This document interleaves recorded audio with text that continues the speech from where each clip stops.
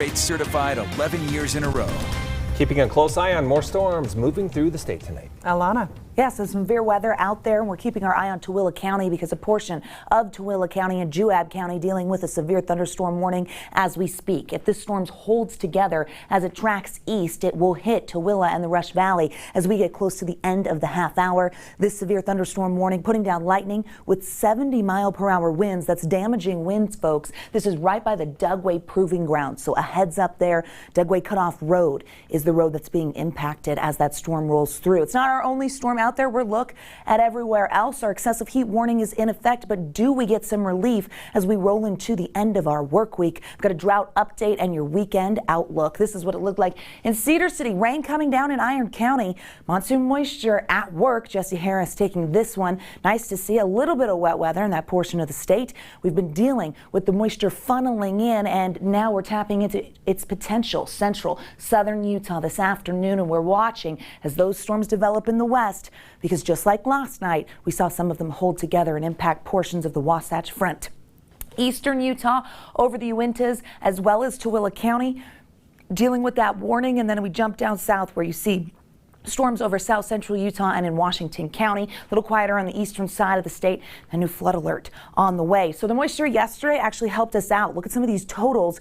Even though it was brief, we almost got an inch in Olympus Cove. North Holiday getting 3/4, doing well at Salt Lake Municipal Airport, Tule Valley, and even Zion picking up measurable moisture. Now this wet weather does help us. It's helped us to hold our drought monitor where it's been the last couple of weeks. 83% of Utah in the extreme drought. On Thursday, that's when the new report comes out, and you can see that 8% of south central Utah in exceptional drought. It's been that way for the last 3 weeks, so we're keeping things at bay. We talked about that excessive heat warning. It really wants to hold on as those temperatures have been incredibly above average throughout the Wasatch Front area heat advisory. Those both are set to expire at midnight, but don't rule it out. We could see it again with temperatures. It's 98 in Salt Lake as well as Moab, 94 in St. George, giving you an idea that storms are overhead, and that brings some cooler air and gusty outflow winds from the storms. Speaking of storms, a weak disturbance grazes Utah for our Friday, bringing the chance of scattered storms with our moisture present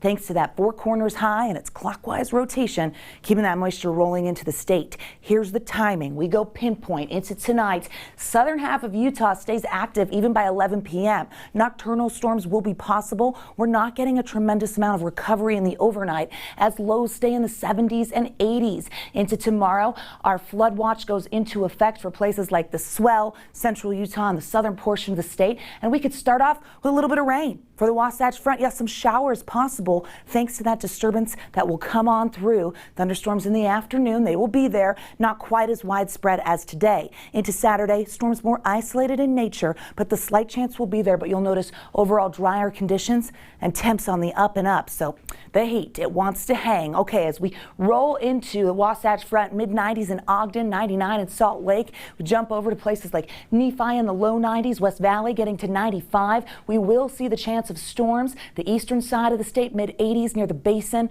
A little warmer with those 90s in southeastern Utah. And there's a look at the south, where Zion will be close to 100. St. George hits 105, with triple digits sticking around for the next 7 days.